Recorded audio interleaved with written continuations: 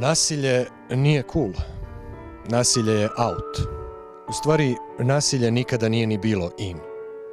Nisam kriv, ne želim, ne događa se meni, događa se nekome drugome. Ne, događa se meni. Ključ je u meni. Moj izbor je ne nasilju.